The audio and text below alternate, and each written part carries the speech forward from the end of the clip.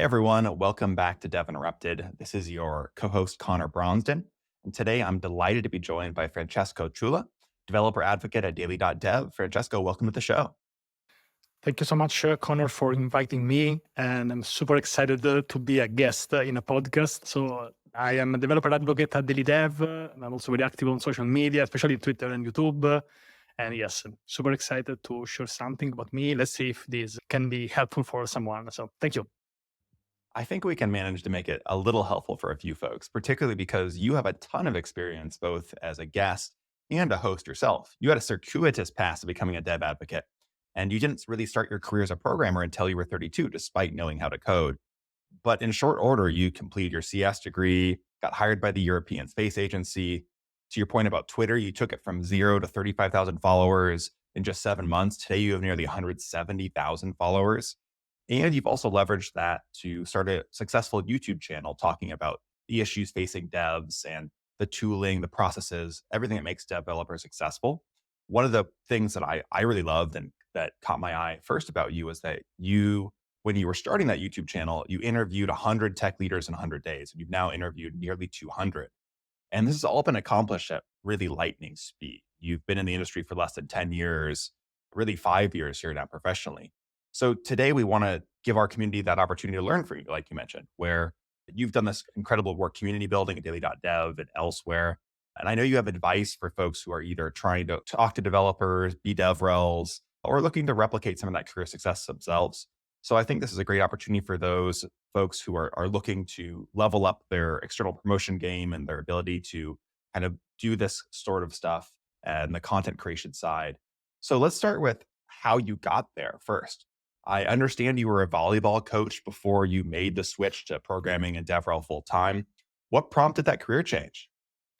Wow, that was a great introduction. So I always loved computers. My first computer was a Commodore 64, but we don't have time to hear all my story, but just to give you an idea. So Classic. Yeah. I was also the first person in my class to have the internet connection. So when I was like 12, so it's very hard to explain to someone else what internet is, but let's go fast forward. So I became a volleyball coach at 15, and I've always been that. So for 17, almost 20 years. But in the meanwhile, I always loved math and science, we can say. Maybe because I have two parents who are both teachers. One is a math teacher and another one is a gym instructor. So probably I'm getting something from both of them. But I found that staying at PC for coding, it was super boring. So I preferred, of course, to stay in a gym. So except for games, this could make me sit for a lot of hours, but coding for me, I always found it like very, very boring. So that was a blocker for me. That's how I say, no, I can't do this for a living. This is way before Twitter and developer advocacy. So long story short, when I was 32, I was already a student in a computer science degree, but I didn't like coding. So I was a computer science student that didn't like coding. A very, very bad.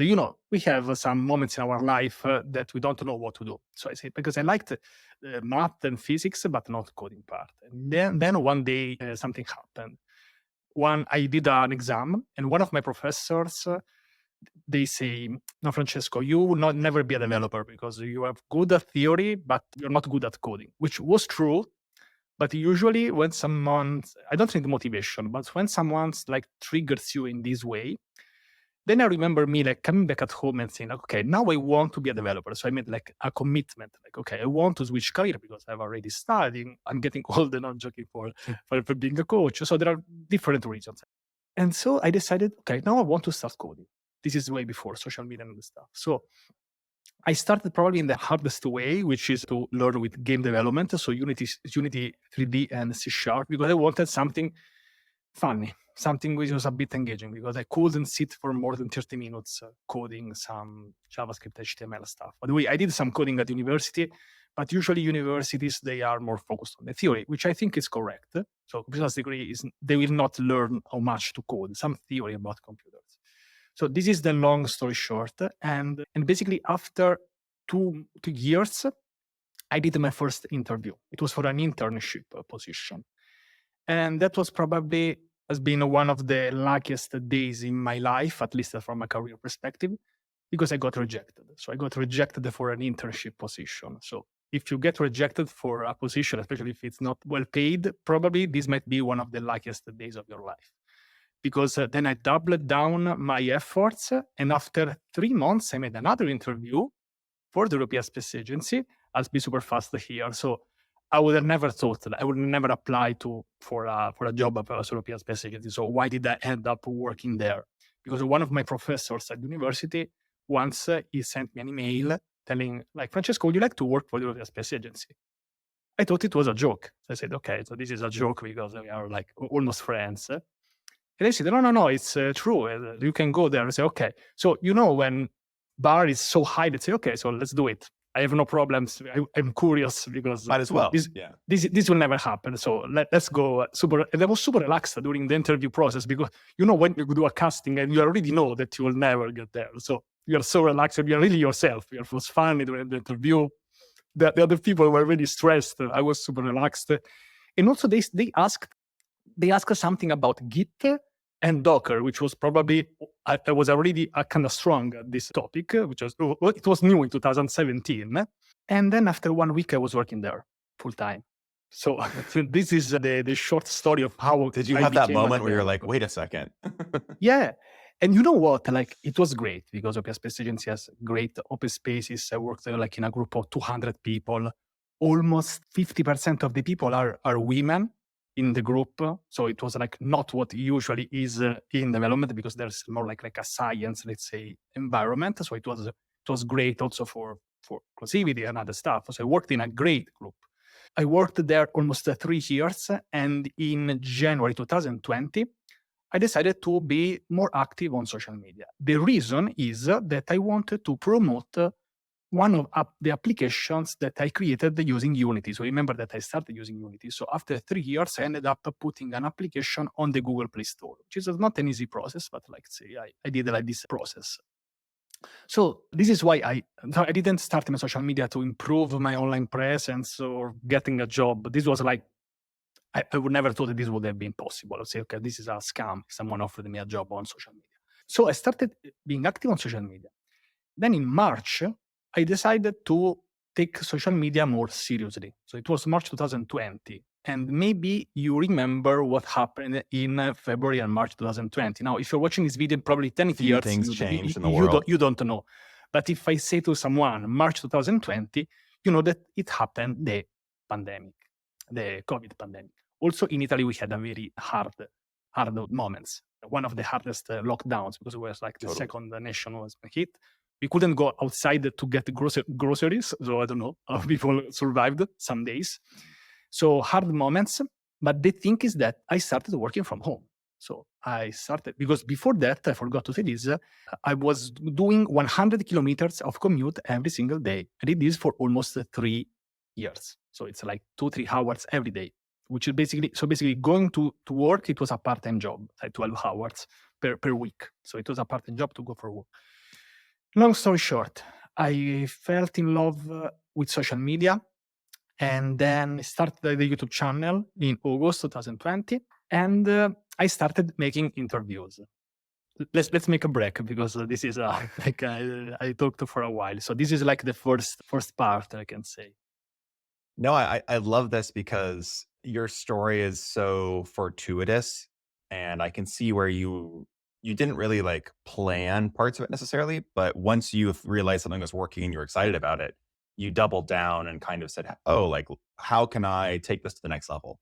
So I'm curious based on that, what advice would you have for folks who are either switching into dev or DevRel roles, or maybe they worked in a different industry first and now are kind of making that transition?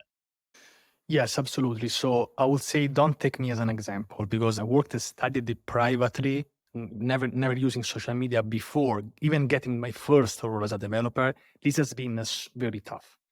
The problem is that if you want to learn something in private, if you get stuck, you can stay 2 weeks on a bug without nobody helping you, or maybe you don't have a feedback from people, or maybe you are trying to deploy something to create something.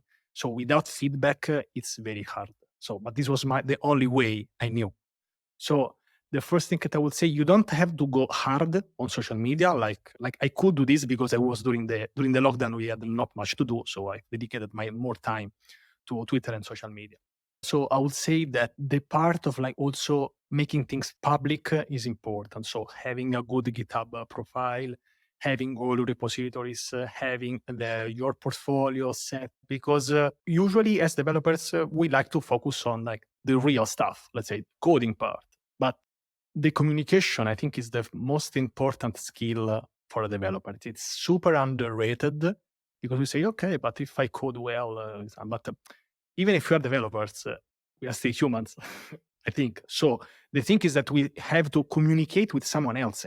And the job of a developer is a really complicated one when we basically talk to a machine, but then we have to transfer this to someone else, explain this to someone else, even to some other developers. So that communication part is, from what I know, when the developers are a bit weak. Maybe this is a stereotype. Okay, but many people are focused on the coding part and technical part and not much in the communication part, which I think it's very important. So I know I'm also proud introvert. It's very hard sometimes to communicate with someone else. We don't want to. Maybe we choose a developer role because we don't want to communicate with people. No, I'm joking. But so I would say to curate also your social media presence because you really never know where you will end up. And since I started using Twitter properly, all my job offers they came from Twitter. Freelancing, first DevRel position, second DevRel positions, also paid collaborations. Sometimes I do.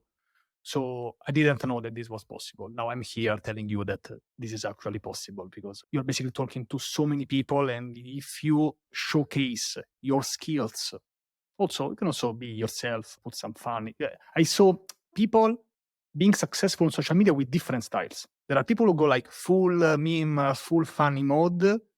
They are successful. I see people like who are super serious and consistent. They can still be successful because they adopt the strategy which is the best for themselves. So sorry for being a bit obvious, but being yourself on social media, I think is the most consistent. It's something that you can do consistently because you are yourself. It's very underrated because I'm older than social media. I'll be 40 in a couple of months. Oh my God. So I know which is the life before social media. But for people who are younger, they have social media for granted. Like, okay, so we have this. And so Totally. the fact of appearing on social media and staying on social media is so important that it's more important than our lives. This is wrong because then you can't do this consistently. You can fake one day that I say, okay, I did something amazing. Okay, but then if you keep doing this every day and it's not true, you probably, I don't know, you start feeling like someone else, that it's like your social media presence is different from what you are. Until You're not now, going to stay consistent. you can't because you basically are faking 24/7. It's like an actor, like playing a role. The thing is that when you go on some in-person events, you should look the same. And for example, usually I never heard someone say like, Francesco, you are different, like in person, like on social media. For now, I never had this. So this is the thing that it's important, even if you are a developer. So curate also your social media, dedicate, if you have 10 hours, dedicate 30 minutes every day also to social media, not just coding. Yeah, I'm hearing two themes here that I see a lot of really successful folks emulate or talk about. One being kind of the iceberg effect, where people see the success you had on social media, but they don't see the years of self-taught work and challenge and building your GitHub profile and studying it in college that kind of came before that. So I think that's one piece where we always see like the tip of the iceberg. We just see what folks do post. And there's so much that went into your success before that, the effort you put in, the learning. And that second piece you mentioned around building in public and the value of that in our modern era, whether it's talking on TikTok or YouTube or Twitter, whatever it is, just simply building your GitHub profile, like these kind of key activities, that building in public nature is so valuable today because it opens you up to opportunities when you're being real and kind of demonstrating what you're attempting and growing on. And I think it's one of the things that makes you a really good DevRel is you're not afraid of saying, I don't know this. Here's how I'm learning it. Here's how I'm approaching it. And people really resonate with that. In your mind, is that the key to how you reach developers, or what are the keys to your approach? I think that developers are usually very skeptical people, so they don't trust things. Like when they see something, they say, so like they don't like this just because someone says like try this.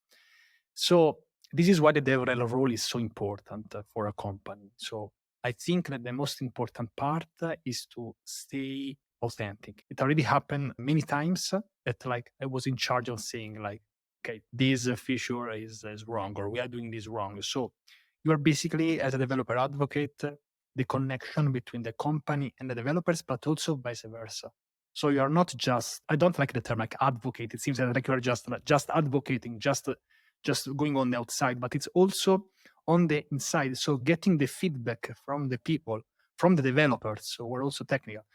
I'm lucky for many reasons because first of all, daily dev is a tool for developers. So this does mean that we don't just have the developers for the product, but our users are developers. So we are doing a tool for developers by developers. So it's funny that sometimes on the feedback we get like, you should really improve the border on these cards. So we get like a developer UI feedback for the product, which is amazing. It's mind blowing. It's great. And also, we do many things. We are very active, especially on Twitter. And also, we started making shorts. We do many things. And also, I want to say that I'm very happy to be joined this amazing group. I want to say something super fast. The reason why I work now at Daily Dev is because of a podcast. Because I made these 100 interviews in 100 days. So basically, when I started my YouTube channel, the first part, it was very hard. So it was hard like to find the time to have this full-time role and then find time to record videos and also being active on Twitter. So it was impossible. So I needed something fast. So what I did, I published basically a coffee chat, which was way less professional than what we are doing now. Now we are doing something professional. I also got some compliments for the microphone. But when I posted this coffee chat, then it slowly turned into an interview. I started recording coffee chats with my friends and also other people. And since I made months of like connections and relationships on Twitter, I had many friends who wanted to join this event, let's say. So I was recording like 2-3 episodes per day, and I was publishing one per day. So at some point it became, let's say, sort of automatic. One of the people I interviewed, it was Nimrod Kramer, the CEO of Daily Dev. At the moment I interviewed him, it was January 2021. There were 3 people in Daily Dev. So just to give an idea, now we are more than 20. When I joined, we were 5 or 6 in October 2022. So the reason why I became a developer advocate for Daily Dev, I don't want to say that it's just a podcast, but that podcast, that interview, probably, I don't know, it's a door breaker. I don't know how to say this in English. It's very easy. It's easier. It will be easier for you because you already know that person. So this is what I'll totally recommend. You don't have to do the same things, but you really never know. And relationships is something that you don't build like that. You do this slowly, trying to find some common interest. For example, every time I do an interview, a podcast, I find, I don't know, we have something in common. I don't know, someone played volleyball, someone did something else. So even with my friends, because usually on Twitter, you don't tell all your life. But sometimes during a podcast, I Sure. find some common points. You know, it's you know this pretty well, probably. So this is probably very important if you want to build solid relationships with developers. So it's not just talking about which is the best JavaScript frameworks. Yeah, I'd love to dive a little deeper on that, on how you build relationships with developers in your role as a DevRel, as a dev advocate. Now that you are being more intentional about this, what's your approach today, and kind of what are, in your mind, the things that make a great DevRel?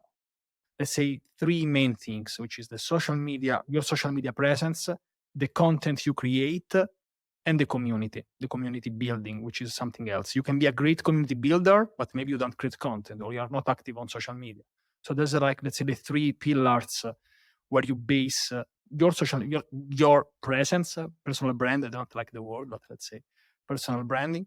And then I think also we should never force connections. So like, I don't know, we can be friends, but for example, if you, I don't know, if you don't use Docker, probably it will be hard to make a collaboration. Or something that I really love about daily dev is that it's super easy to connect with someone else because daily dev was born, let's say, as a blog aggregator, but now it's way more than that. We have a community part, but it's basically connected with everything because we bring from sources articles for developers. So it's very easy to be connected with someone because if you make a collaboration, probably you already had one of your articles about one of your products. So this is, I think, a hack, we can say, of being a developer advocate at daily dev. It's super easy for me to connect with other DevRel. It's also one of the reasons why I joined. I say, okay, if I join daily dev as a developer advocate, I will have the opportunity to connect easily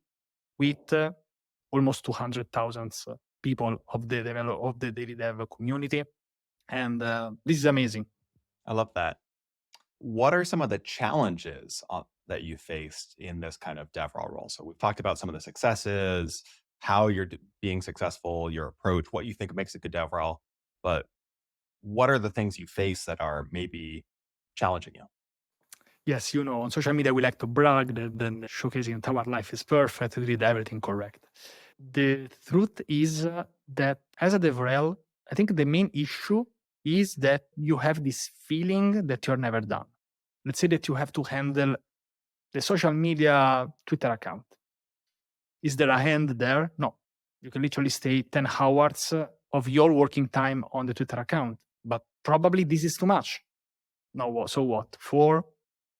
3 minutes is probably not enough. So it's hard to find the balance if you have to do relationships. There is no end. Because if I tell you, please build this wall, I'll build this wall and then I'm done. I go to the bar and get a beer. And I feel amazing because I created something. So the first issue is that many of the things we do are remotely software things. So it's hard to touch them, we can say. So we have this feeling we're doing nothing. And this is even if you're a developer, we can say.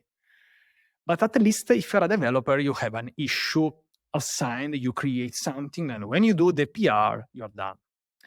In DevRel, it's very hard. Let's say, for example, we made a TikTok video. One of these videos on TikTok got 500,000 views. Okay, so 500,000 views, I think it got like 20,000 comments. So can I reply to everyone one by one?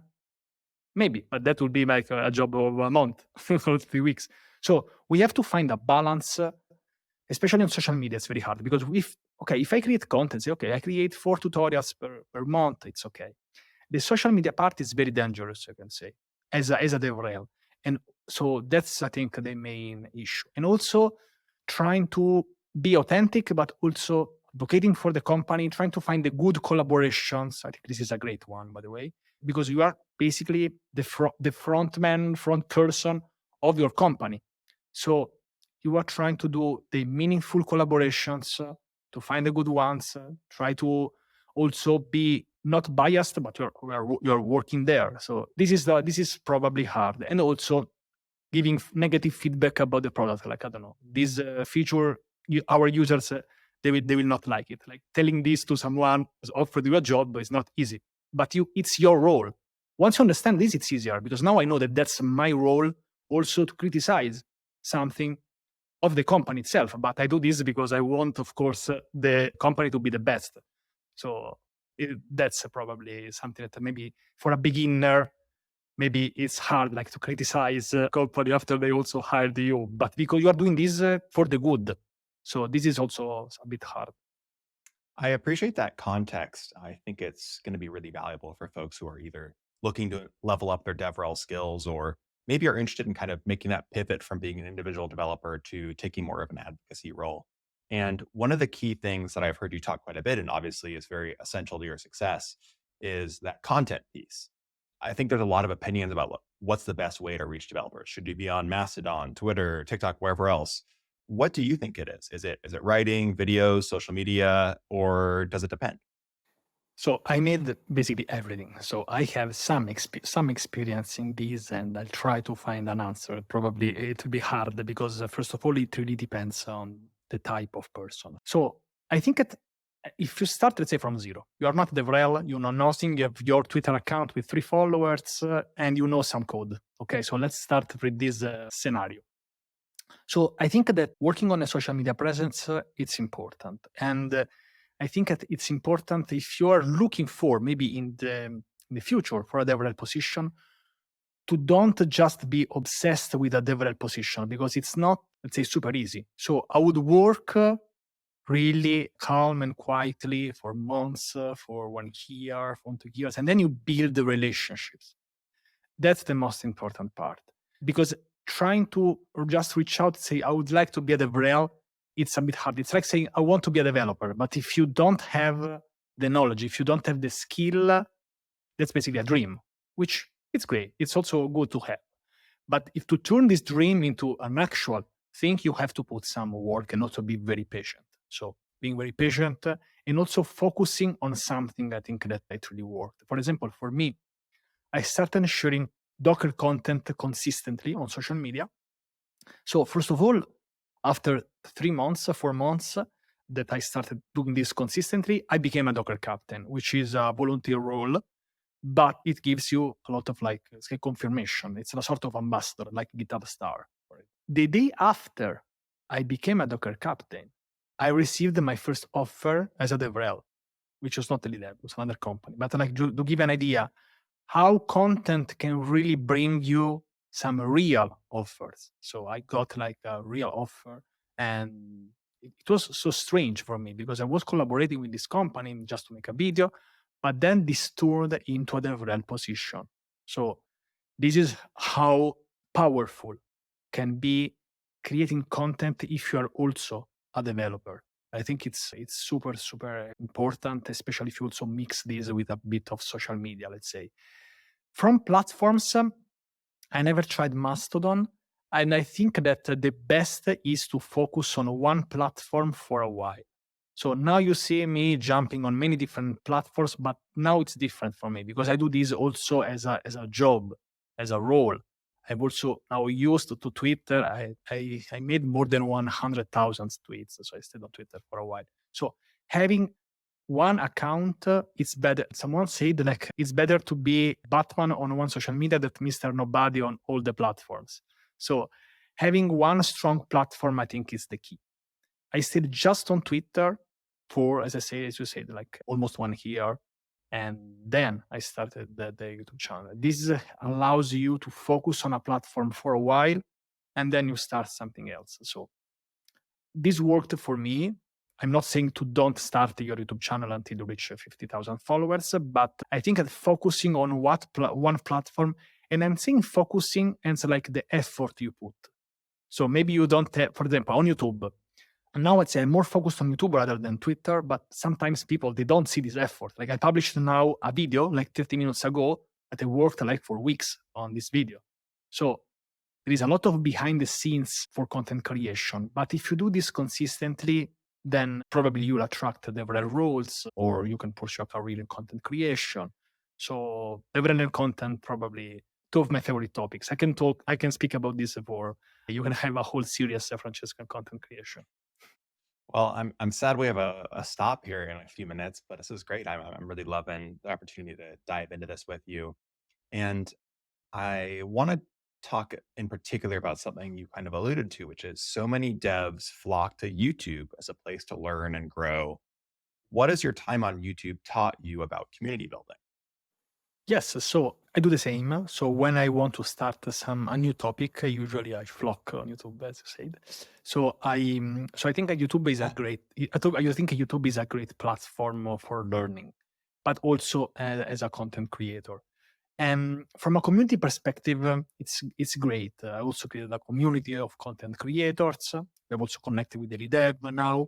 So YouTube is a great platform. I think the best would be to just focus on one single topic for a while. I didn't do this perfectly, but let's say that this is the advice that I give. So choose one topic and focus on the topic.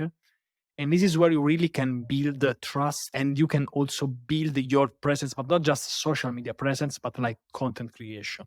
I know many DevRels who got their role because they started their YouTube channel. I don't think it's my case because me it was more like for this like human interaction. But let's say I know people, I don't know, they started a Python YouTube channel and they got hired for a company who use Python as a main language, for example. And JavaScript frameworks, front-end frameworks. So I think that having a good YouTube channel, I think it's really, really, really important. But it really takes a lot of time. Creating, if you're not a millionaire or your parents are not millionaires, probably starting a YouTube channel is not the decision, the money decision. So we have this misconception that like YouTubers, they are all millionaires. This trust is not exactly that, but YouTube allows you to one thing, to reach out, to reach people for free, we can say. So YouTube has this embedded search where people can discover you. So getting discovered in these hard times, it really means a lot. It creates a direct connection. I don't need a TV to invite me to reach out someone. I don't need a newspaper to invite me. It will be nice. I also appeared in a couple of newspapers. That's good to have, but it's not the only way I can reach out people. So what YouTube is great because it creates this direct connection with other people. I can create a tutorial about daily dev, or for example, I started a YouTube series about DevRel. It's called DevRel Unlocked, and it's me talking about DevRel. So you can literally do whatever you want. And this is what really makes YouTube a powerful platform, let's say, as a content creator. Yeah, I think people underestimate the fact that YouTube is still the second largest search engine in the world. A ton of people flock there to look for how-tos, tutorials, interesting content. And I know you've done a lot of different things there. You've covered a lot of different topics. So I'm curious, what have been the most successful or popular topics that you've dove into as a DevRel? Yes, so as I said, on my YouTube channel, I create different tutorials. I think that for now, the technical content is the best, probably, but I have also some good DevRel videos. So probably, for example, I create live some crowd REST API using different languages. I created 10 episodes. So it's basically me creating this application from scratch using different languages, JavaScript, Python, and whatever. So those videos, they really performed very well. I made a Kubernetes video. I made testing APIs with Docker and Postman. Like I published this 1 hour ago. So this is, let's say, the content who performs the best. I also make, as I said, podcast and DevRel series. People love the DevRel series and the podcast, but the thing is that when I create a podcast or a DevRel video, it's more for my current audience. So I'm basically talking to my friends. So I'm talking to the people who already know me, because people don't, it's hard that someone tries. People are more likely to like look for JavaScript, to look for technical things. So, but I do them both because I like them both. Probably I should have different channels to do that. But I create different series, but I think the content who performs the best for now is this one. I also try to be very community driven. So for example, like I ask, like, what would you like me to create a video about DevRel? This, or ask me something and I'll do a video. So I try to have this approach, very community driven, and for now it really works. It also gives me like some ideas. Sometimes I say like, make me a question and I'll just reply in a video, like we're doing now. Like you can ask me anything and I can also do a shout out if I like the question. So that's probably my favorite one to create. But the ones who perform better are the ones who people can actually search on that. And also from a technical perspective, I started connecting the articles. We also post on daily.dev linked to the video. And this is like a huge conversion. So an article redirects to the video really, really well. Almost 1 person out of 3 will read the article, then they go on the video. When you have like 10,000 or 20,000 views on an article, it's a lot. And this really helps. Like if you try to search on Google now, people can either find your article or your video. And this is what really makes the difference. And of course, usually I use Twitter more as like a behind the scenes, and I can say I'm working on this, I'm working on that. I can post some blooper and something like that. I really appreciate that context. It's an interesting window into your approach and what is now driving the success of daily.dev's outreach and your DevRel approach. So, Francesco, thank you so much for taking the time today to talk through this and coming on the podcast. It's been really interesting. Before we go, I want to give you a chance to plug that YouTube channel. Where can folks find you on the internet? Yes, so you can find me Francesco Ciulla on YouTube. I'm probably the the one who will appear, and I have a DevRel series there when I talk about the dev and also some technical stuff. Last shout out, of course, it goes to daily.dev. That's how you spell it. And my job as a developer advocate, it's very easy now because using daily.dev is 100% free. So you just have to convince you to just check our website. We have the progressive web app, we have the extension. So this makes my job as a developer advocate super easy to do. So you're not premium and other stuff pricing. We're just running on ads, and this is how you maintain this. So we're doing this for developers. So just check it out, and you will make it happy. Let us know what do you think in the comments. I'll say on a personal Sorry. note, I am both a user and an advertiser on daily.dev. So I'm a fan of the platform and I'll definitely recommend checking it out. Perfect. Who am I to disagree? And of course, I don't know when this will be published. Will this published on YouTube? Oh, absolutely will be. Yeah. So please subscribe to this channel, like this video, and leave a comment below. It's very important to support the content creators. We really underestimate how much important it is to support the content creators. Since I started my YouTube channel, I started to liking more videos and leave more comments because you understand the effort. So huge shout out also to the podcast. I love that, Francesco. Thank you so much. Yeah, we definitely are always looking to grow our Dev Interrupted YouTube channel and really appreciate you coming on and sharing some of your best practices. It's been a fascinating conversation.